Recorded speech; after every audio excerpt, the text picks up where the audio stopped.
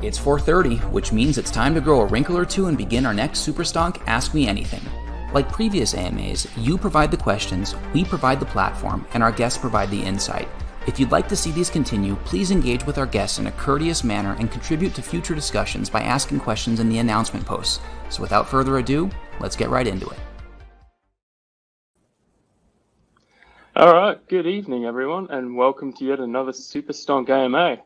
I'll be your fly on the wall host today, and we have our guest host, Lucy, who'll be chatting to the renowned economist, Dr. Robert J. Shapiro. So thank you both for joining us. It's a pleasure. And I'm very glad to be here to talk to Dr. Shapiro. Dr. Robert Shapiro is the chairman and founder of Sonecon, a private firm that advises American and foreign businesses, governments, and nonprofit organizations on economic and security-related matters. He was the principal economic advisor to Bill Clinton in his 1992 presidential campaign and to the president. Plus, he advised Presidents Clinton and Obama and senior members of their administration. Clearly, Dr. Shapiro is part of the American economic establishment. That's why his challenge to their economic orthodoxy on naked short selling is so important. Dr. Shapiro, how did you get involved in the issue of naked short selling? Well, the truth is, it kind of took me by surprise. I had just opened my advisory firm, and I was approached by 3 lawyers from Texas who explained their view that naked short selling, which is to say selling shares short but never borrowing or delivering those shares, was a widespread phenomenon, and it was being used to manipulate stock prices. The truth is, I responded that I was very doubtful, because if this was a large phenomenon, I would think I would have heard about it. You know, I follow the literature in finance, and there was really no literature on it at all. And they said, well, I'll tell you what's your hourly fee? I have to tell you, I thought, gee, what do I say? No one's asked me that before. And I came up with a number, and they said, fine. You research it and take as much time as you want and come to your own conclusion, and we'll pay for it. I said, that sounds great. And so I began to look into it, and I began to examine the short selling in small NASDAQ technology stocks. And I began to see a pattern. And the pattern was that these stocks would be going along fine, and suddenly the shorts against them would skyrocket. Many of those shorts were failed to deliver, or naked shorts, and the stocks would plummet. And I looked into a particular form of stock manipulation, which was called a bottomless convertible, or a death spiral financing, in which people came to small companies. They said, we'll put 15 million into your company. But here are the terms. If the price of the share declines over the next 6 months, then you make us whole by giving us more shares. And then there'll be another period 6 months later where this happens again. And we'll give you, and then like a day before it was supposed to close, they'll say, well, we'll give you $1 million now, and we'll give you $5 million at that first threshold, and then the rest at the second threshold. And then what they did was massive naked shorting in those stocks. The stock price went down.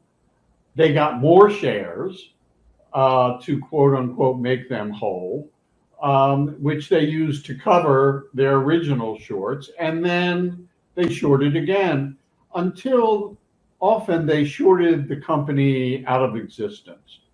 I looked at one syndicate that had invested in 350 companies.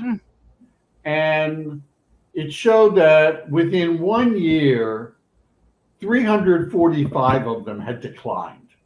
And the average decline was 65%. Well, that tells you, whether you're an economist or you just play the market, that tells you that they're making money off the company declining in value. Otherwise, how do they keep on investing? Because they're losing. If it were on the up and up, they'd be losing all their money. And so I became persuaded that, in fact, this was a serious phenomenon. At the time, the only place that really had the records on this was an organization that's called the DTCC, which is the Depository Trust and Clearing Corporation. That's a private company that's owned by the big financial institutions and which clears all stock and bond trades, or almost all stock and bond trades. And they refused to release any records on any of these companies. But they kept on saying this is a minor phenomenon and it's really just about when naked shorts happen, it's really because they can't, because these shares have been lost in the mail, and excuses like that. Well, that was patently untrue, since even at that time, in the early 2000s, 98% of all trades were done electronically. There is no transfer of paper shares anymore. Well, finally, the SEC sent its own economist into the DTCC and said, you have to open your records to her. And she established that the DTC had been lying, that in fact this was a phenomenon that probably entailed on any given day about 500 million shares. Moreover, it was highly concentrated in about 20 or 30 companies at any one time, which is to say that's enough to move the prices of those shares, those stocks. And that meant there was widespread or significant stock price manipulation occurring through naked short sales. So that's how I got involved. And I've been involved ever since. Did you get involved with any of the early cases that the Texans, West Christian, and the others did? Yes, I did. And I became the damage expert for those cases. That is, I'm the one, I would figure out how much damage had occurred to the company. The damage comes when, these companies, the stock is falling, so they issue more shares because now they can't go to a bank because their price has been declining. And so they issue more shares, but they're issuing it at artificially depressed prices. So they get harmed.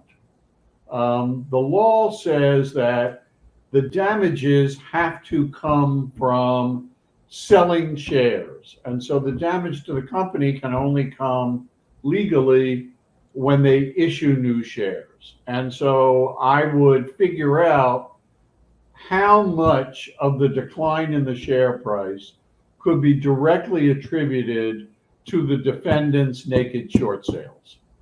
And it's actually a pretty complex issue because the naked short sales they appear to the market just like regular short sales. And so if an investor sees a big uptick in short sales against a company, that's a signal to sell your shares or to short yourself. It injects information into the market that people interpret as saying, wow, somebody knows something about this company and they're so there's large scale short selling of this company.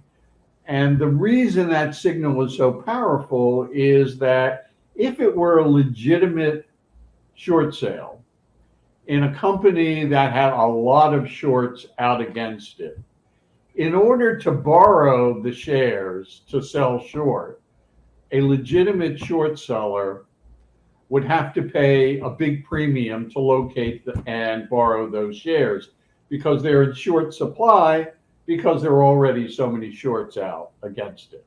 And so the market says, wow, this it's called the negative rebate. In order to short, somebody is paying 25% of the value of the shares they're borrowing in order to borrow those shares. If I've got shares in that company, I got to dump them. And I'm not going to buy any shares in that company. So the impact on the share price is not only the direct impact of all these shorts, which is to say a big increase in the supply of shares being offered to sell, and supply and demand says that means the price goes down. But there's that direct effect, and there's the indirect effect of the signal it sends to the markets. And that's another form of stock manipulation, which is injecting false information into the market. The naked short sellers are criminals. Getting back, because you raised the question of the stock loans, in the years to come, you would lock horns with the SEC. And one of your earliest attempts was to get the SEC to act on the stock loan issue. Tell us about that and how stock loans play a role in naked short selling. Well, it's really fascinating because, I published some analyses of what was happening in short sales. And after the SEC issued the report from the economist who'd gone into the DTCC, they said, well, we need to we need to look again at the regulation of short sales. And the regulations hadn't changed since the mid-30s when the regulations were created.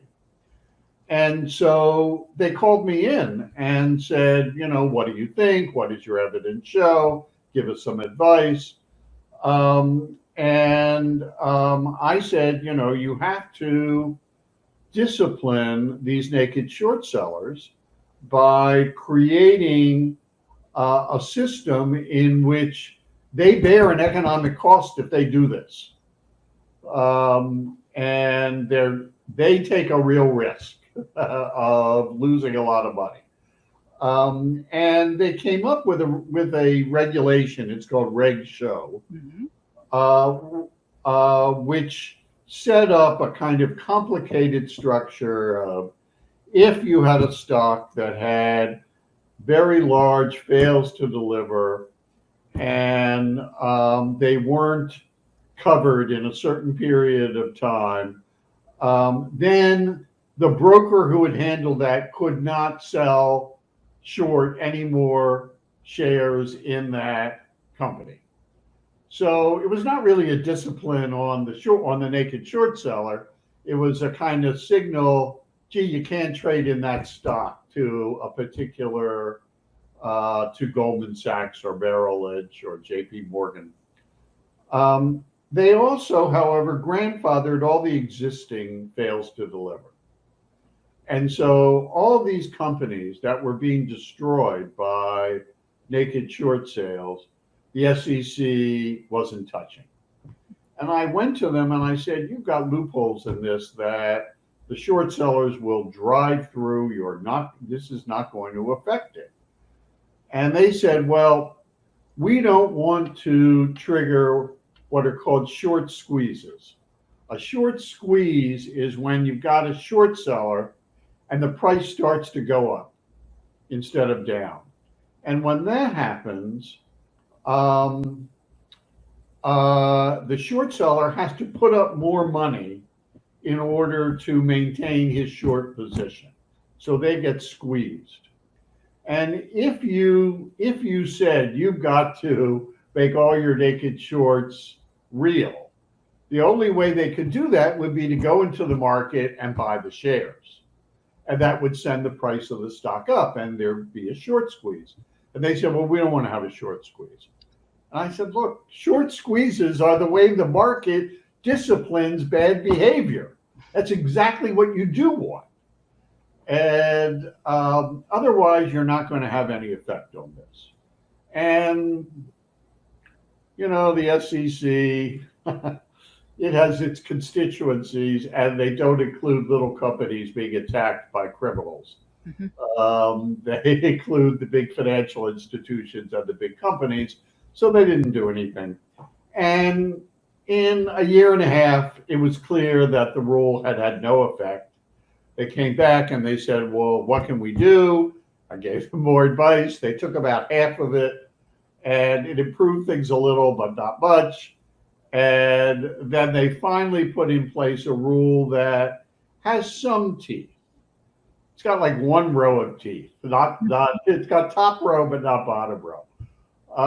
And it has, over time, moved the effort to manipulate stock prices through short sales from the kind of direct route that naked short sales represent to more sophisticated and esoteric instruments where you buy and sell options and puts, and you can have the same effect.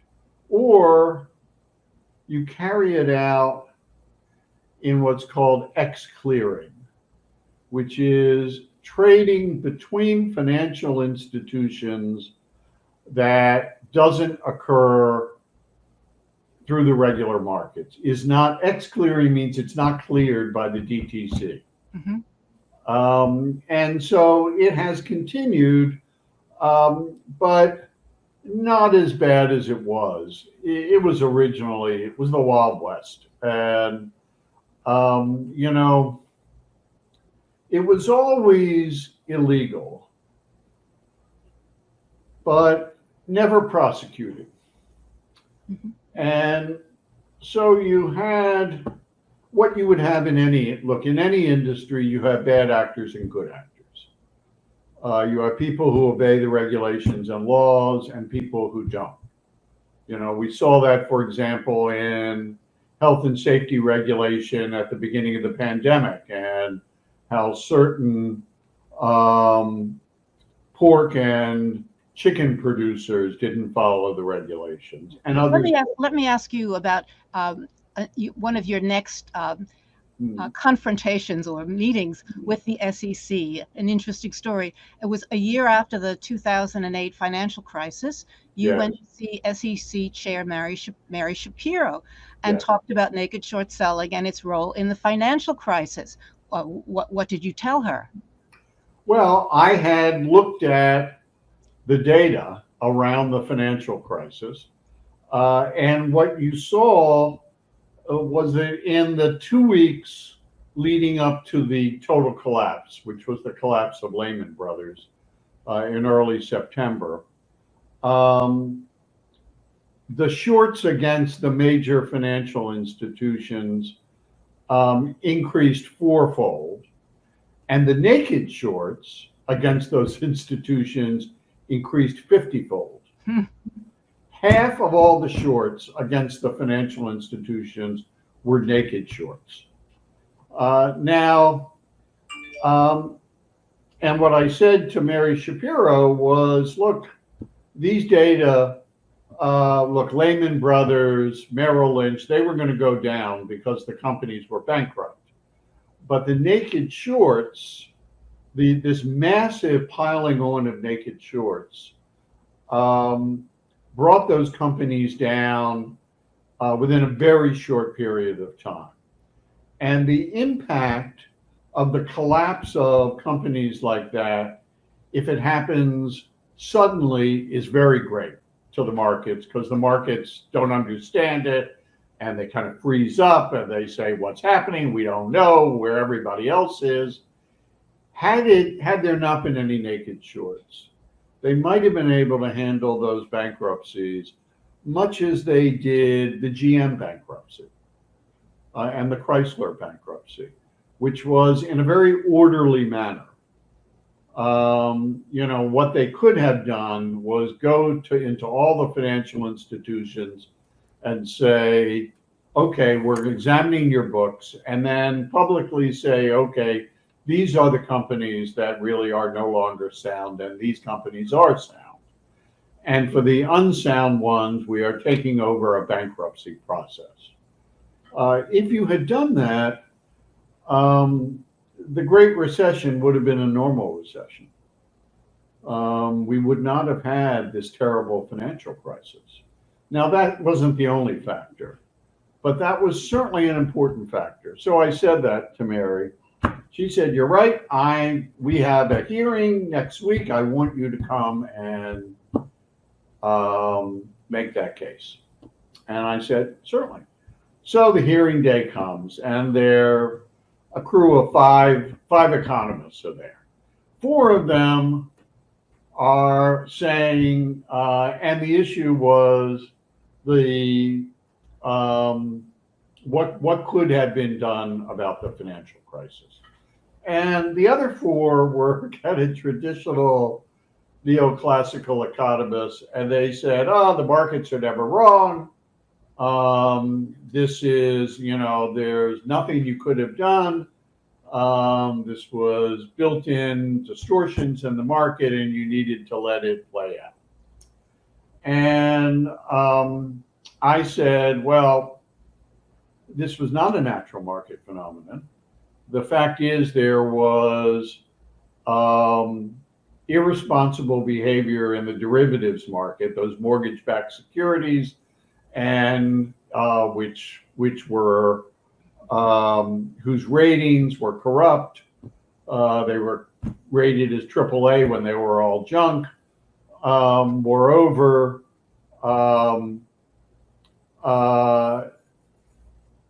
there was bad behavior in the credit default swap market, which was the insurance for these mortgage-backed securities.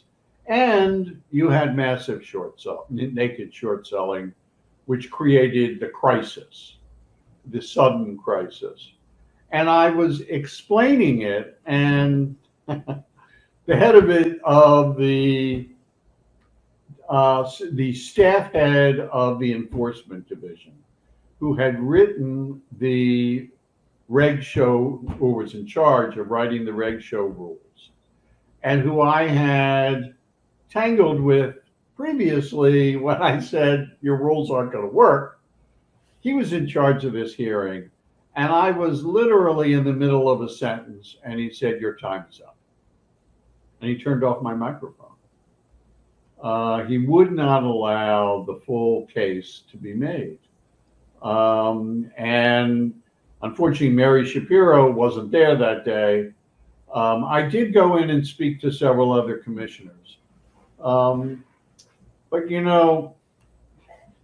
this is a very difficult problem. And the reason it's a difficult problem is that the economic incentives are so enormous. That is, you can make so much money in a way that while it's criminal, there is almost no economic risk. I have this saying that the difference between the people who do this massive naked short selling and the rest of us is that the rest of us are willing to take economic risk, but no legal risk. So we invest and we hope we make money, but we take the risk that we don't make money. But we do it legally because we're not going to take a legal risk. The difference is these people are willing to take legal risk, but no economic risk. And the fact is that this kind of fraud is designed so they can't lose. Now, as you were trying to get the SEC to deal with naked short selling, you were being denounced by the DTCC, the Depository Trust and Clearing Corporation. Yes, I was. And so they were, of course, they don't, I was going to say they settle stock trades, except for the increasing numbers that go ex-clearing that are Yes. settled in the big broker dealers between their own customers. Why did the DTCC attack you? Well, they attacked me because I was drawing attention to two things. One was that they had allowed large-scale stock manipulation to occur, and which they covered up through their, first they covered it up through their procedure, which is if there is a naked short sale, what the DTC does is it goes into the reservoir of all the shares in that company, which it's holding, and it covers it and says to the naked short seller, well, you owe us this, you owe us the shares, but it doesn't make any effort to collect them. Now, why? Because the second biggest source of revenue on Wall Street is lending shares. The fees that Goldman Sachs and JP Morgan and Bankers Trust, that they all get from lending shares, and the only use for lending shares is short sales. When they carry out a naked short sale, sometimes they don't tell the short seller that they never covered. So they get the fees. They don't have to pay the additional costs. It's an enormous moneymaker. And if they're doing naked short selling for their own accounts, which they were doing, some of them, then they also get the enormous profit. And so, we're talking about billions of dollars here for these companies. And that's a very large incentive. Mm-hmm. Let me say there were there were a couple of them which were regular bad actors and others who were not. So there is some of the great names in American finance are pretty close to being criminal organizations, and some are not.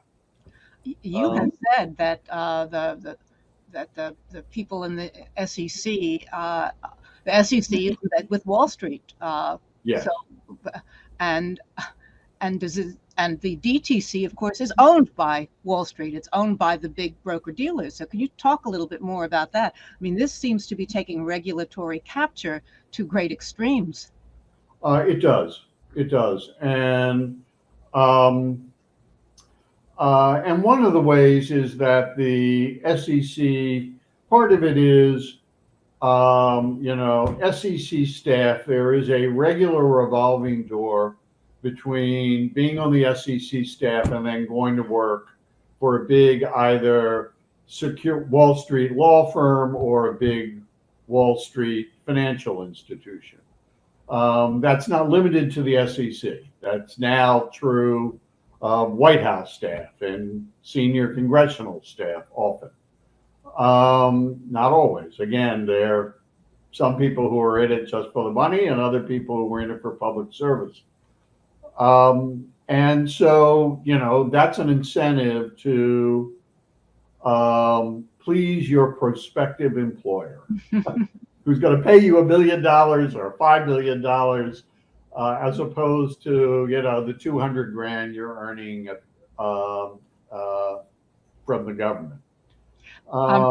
Now let's talk about GameStop and how the market manipulation, including naked short selling, played a role in the share spikes and drops and the role of the hedge funds. You wrote about this in detail in the Washington Monthly in February.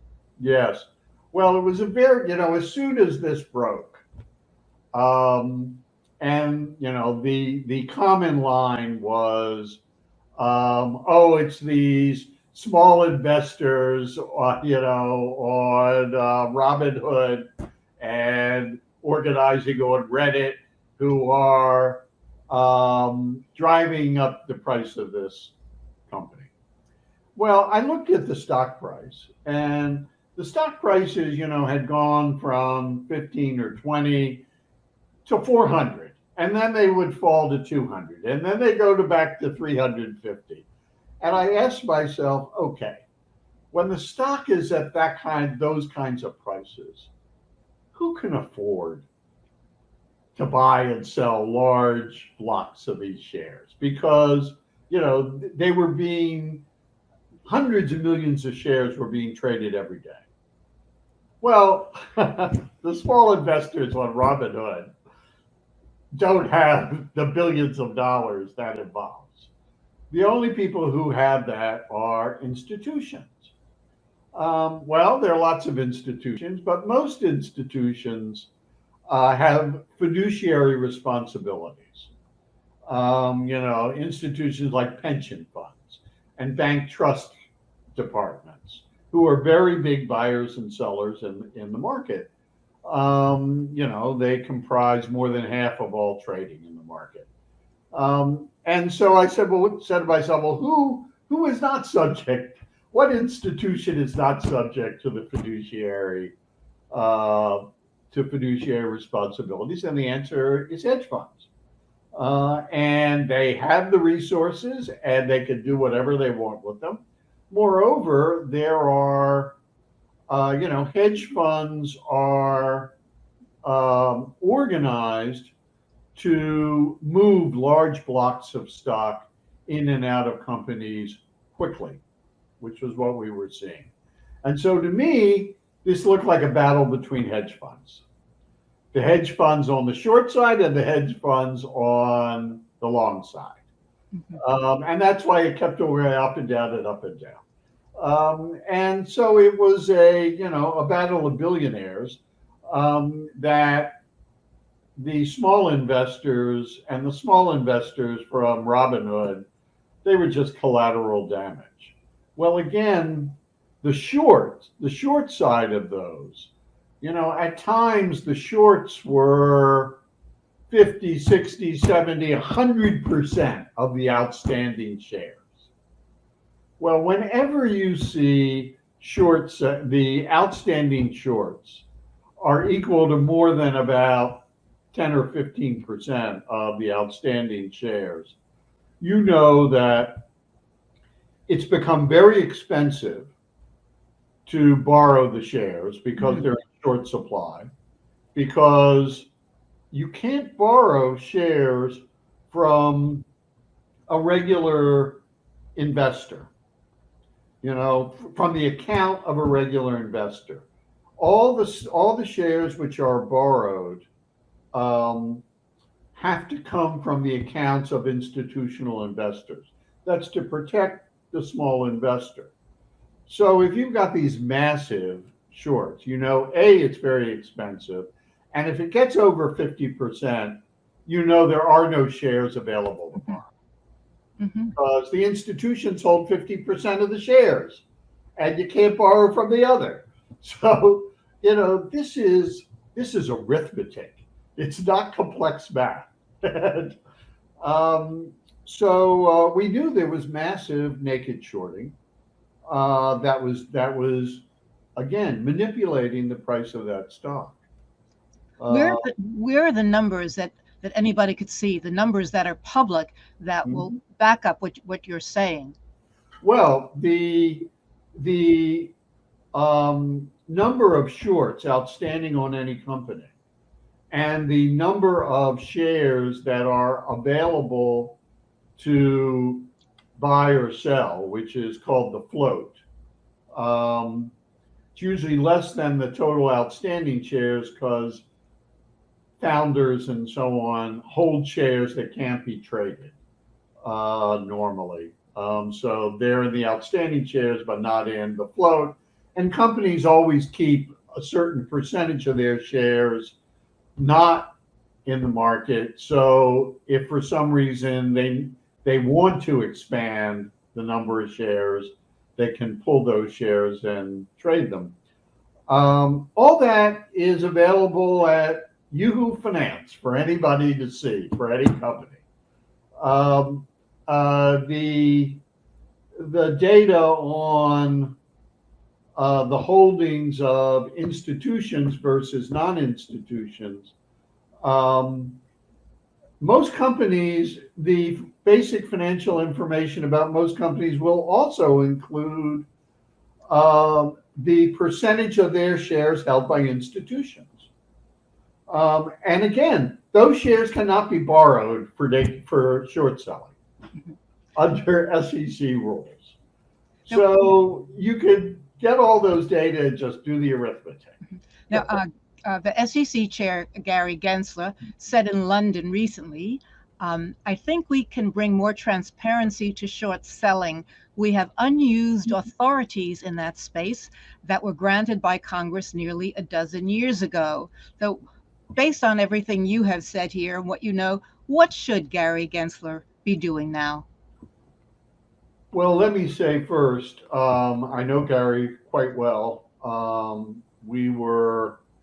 When I was Undersecretary of Commerce, he was Undersecretary of the Treasury, and we were each represented, our department's representatives to the board of the Pension Benefit Guaranty Corporation, which is the organization within the government that takes over failed defined contribution pension plans if the company goes bankrupt. So it's actually the only part of government that holds stock, actual stock. And so that's how we got to know each other. And he's a person of great integrity. He tried, when in the Obama administration, he was head of the Commodity Future Trading Commission, and he tried to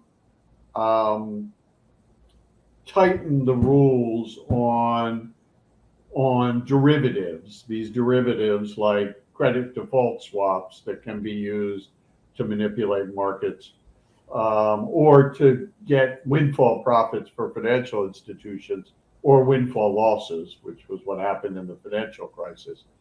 And he got a little of it, but not most of it. This is someone, I think, who really is committed to protecting investors, regular investors. The first thing he can do, the most important thing he could do, is start referring cases of stock manipulation through short sales to the Justice Department for criminal prosecution. The fines are a mosquito bite. When J.P. Morgan Chase was found to have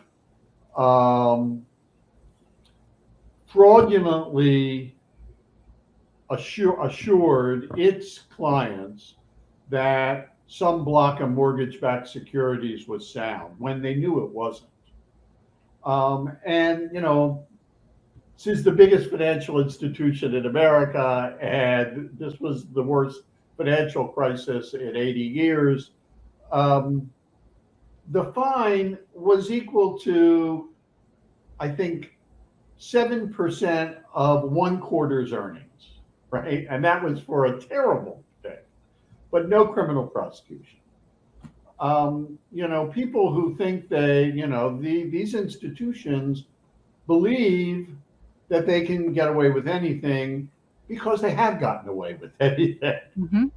And so the strongest signal he could send would be to urge the indictment of senior executives of companies that have been found to do this on a regular or repeated basis. Mm-hmm. That's something that will get their attention. You know, everybody, people on Wall Street figure, I lose some money, I'll make more.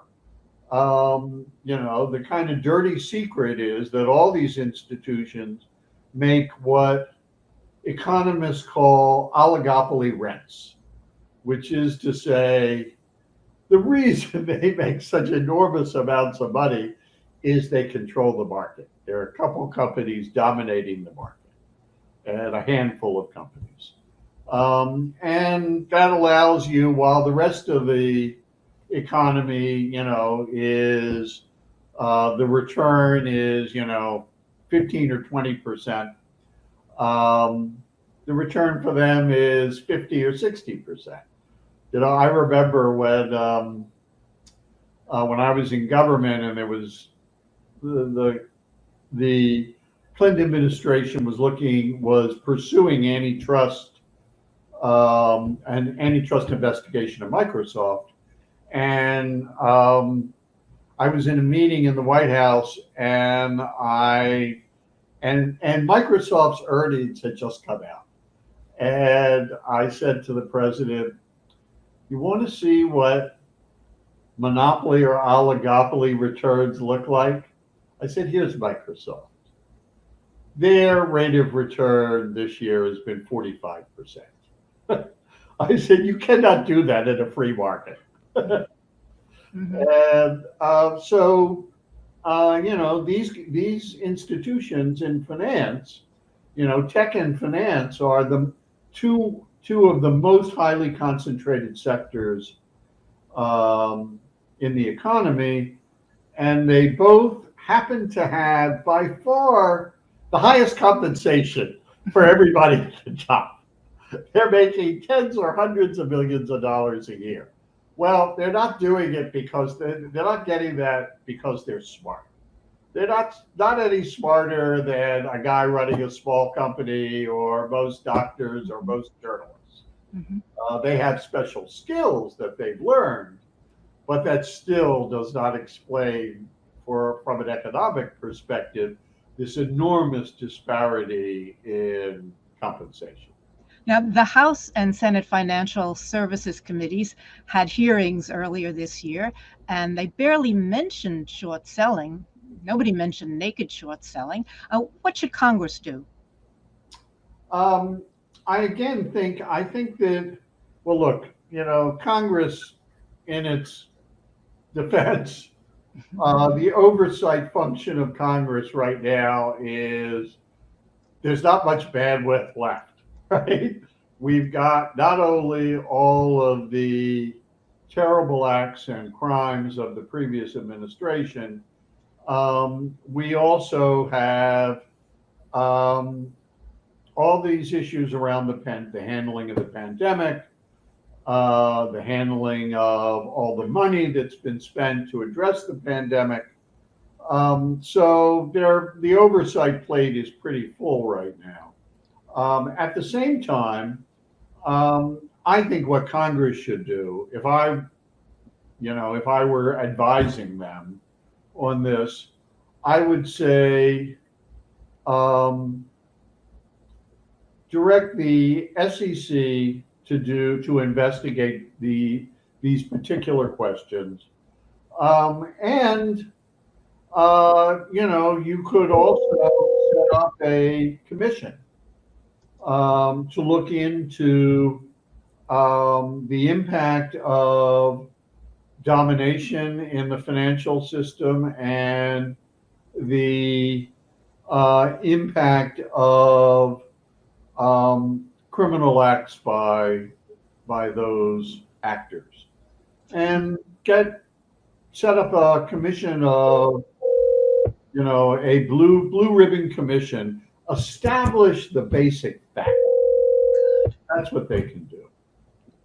Now, we have some questions from people who are members, and they would want to put them to you. And sure. One of them says, and you raised one of these questions before. He said, ask him about more about his knowledge of shares failing in ex-clearing pointed out that about 40% of GameStop trading happens in dark pools. Right. OTC, non-exchange trading for GME, GameStop, has exploded since January. Yes. And is X clearing a way to let trades fail outside the DTCC, an official SEC failure to deliver statistics? What happens with X clearing fails? And how can we put pressure on regulators to make Reg Show apply to all trades, including X clearing, and establish fairer, more transparent markets? Well, X clearing, these dark pools, what it really is its origin was you would have an institution that wanted to sell a really big block of shares in a company, but they couldn't do it if they did it in the normal process. Dumping that many shares in the market would depress the price, and you could cause a spiral down in the stock for a while. It would recover once that was over, but mainly the people selling the shares would have to sell them for a falling price. And so this arrangement, so what they allowed was, if one institution can cut a deal with another institution and say, all right, I want to sell 500,000 shares of this stock, and it's right now trading at 40. I'll sell it to you at 38. And we will do this as a private transaction. And 38 is a bargain for the buyer, and it's a good deal for the seller, because if he tried to sell that many shares on the open market, the price would probably, could fall to 35 or 34. So they said, well, okay, that's reasonable, because it maintains the stability of markets, which is, the golden rule for the SEC. Maintain stable markets. That's why they didn't like the short squeezes. It was used not very often, because how often are these big block trades occurring? But once they began finally cracking down on making it much harder to get away with large-scale naked short selling, which took them about a decade from the time they began the process, naked short sellers looked for other ways to carry it out. And so there is now a lot of short selling which is not covered in the X clearing market. And the fact is, it does have impact on the stock price in the regular market. And what can we do? It seems to me that you could have a way to trade very large blocks of shares without dumping them into the market, but in a wholly transparent way, in which there would still be cleared. It would just be cleared in kind of a different section of the SEC, of the DTC. But now the rules say that fails occur in trades that are settled by clearinghouses, by recognized clearinghouses, meaning if they're done through dark pools, they're not even under the rules of the SEC. No, they're not. Shouldn't they begin by changing that any trade that fails is a fail, and Yes. it has to come under the same rules? That they gave them an escape route. Absolutely, absolutely. Seems I outrageous. mean, it's not that they're not under the rules. It's that the SEC says, okay, you're under our rule, but you don't have to follow this rule if it's done Well, excellently. yes, that's the point. You don't have to And follow. so absolutely, a fail is a fail. And again, we're not talking about an occasional, Mhm. fail of 100 or 500 shares. We're talking about fails of millions and tens of millions of shares that are sustained for days, weeks, months. Well, it would appear that a lot of these fails went through dark pools. The GameStop fails, a lot of them must have gone through dark pools because the statistics that have been put up show that a large proportion of the trades went through dark pools. There were so many fails. You put them together, and it seems to me, shouldn't that have been looked at by the SEC? Yes, yes, of course it should. And again, the most powerful thing they can do is establish it and then refer it for criminal prosecution. There was a question about that, which you have already answered. What should be done? The fines are so minuscule. Now, what would it take? What kind of systemic change is necessary to prevent the rampant abuse of the system beyond what you have already suggested? Well, one thing we need to look at is the concentration in the financial sector. Now, this is, right now there's a lot of attention being given to the concentration in tech, and the ability of companies like Google and Facebook and others. They're the kind of best known, but, companies like Oracle, there are a lot of companies that dominate a piece of the market enough to manipulate it. I suspect I suspect this is also the case with parts of Amazon. It's certainly the case with cloud computing. Well, it's also the case on Wall Street. And, we do have a new set of people at the top of antitrust, both in the Justice Department and at the Federal Trade Commission, who are very interested in reducing concentration, which is the first time we've seen that in decades, frankly. They are focused more on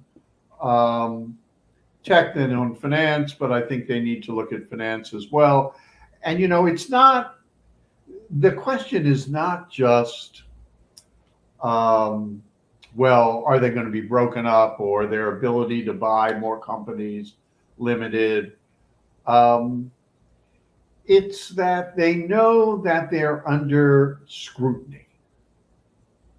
They know that, these are government agencies that have the ability. The Justice Department can come in and look at anything they want in the midst of during an antitrust investigation.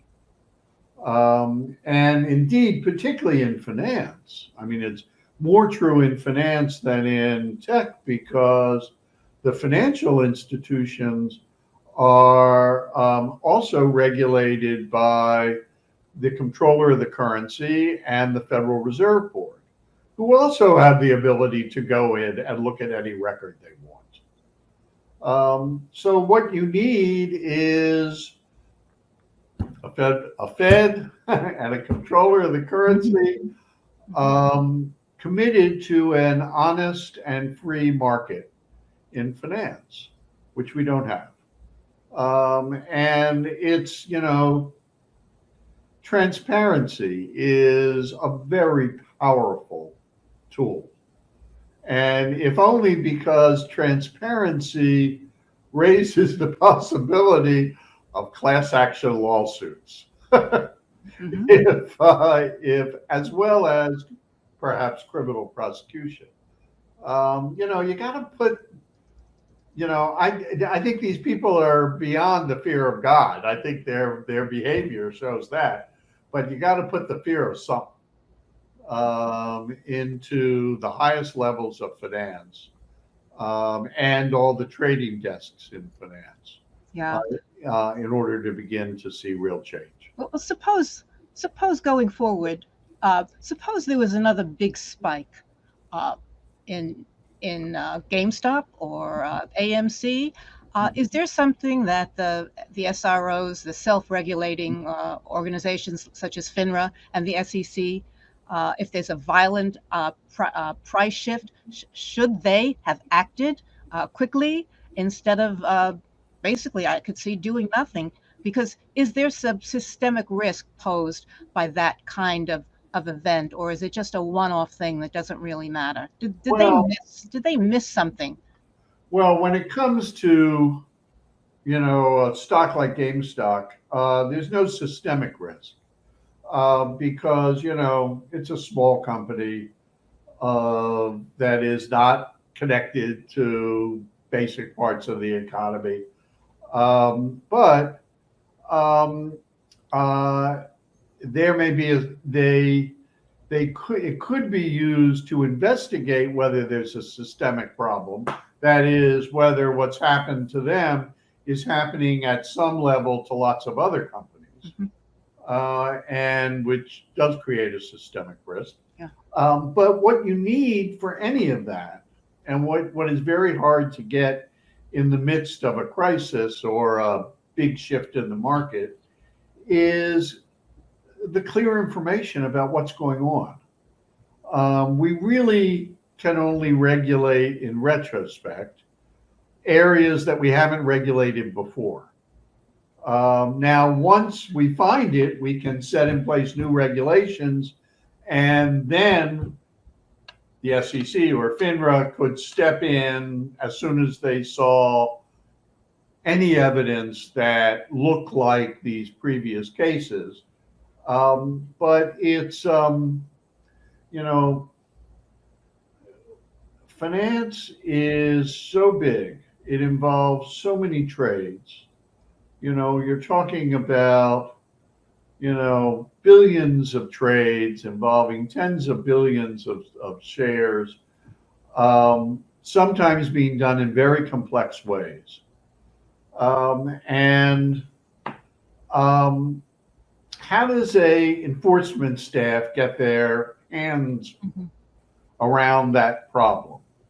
Well, they can really only do it once all the data are there and they can actually get access to.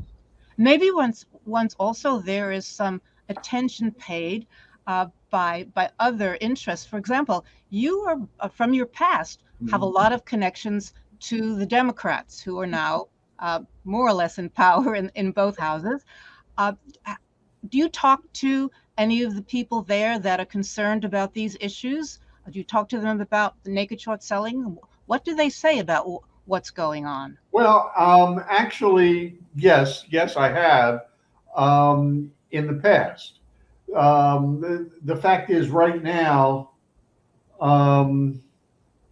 this is not a front burner issue. We're in the midst of a terrible pandemic and huge economic distortions as a result of it. We had a seditious attempt to overthrow the democratic process. We have lots of attacks on voting rights. So these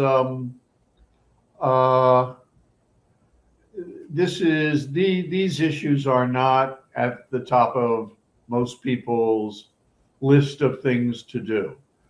But there is interest, and that's why I say, one thing we could do is, the SEC, which has no role in any of these other issues, can begin to ask whether what behavior warrants by financial institutions warrants a criminal investigation, and why I suggested that a blue ribbon commission to investigate this and establish the facts, get access to all the data and establish the facts, and then Congress and the administration can take serious steps. It's we have to remember that the U.S. economy is still the most important economy in the world, and our financial markets are the most important financial markets in the world, and everybody is affected by terrible distortions in it. So you don't want to make a big mistake. So establish the facts first. Get transparency. My pleasure, Lucy.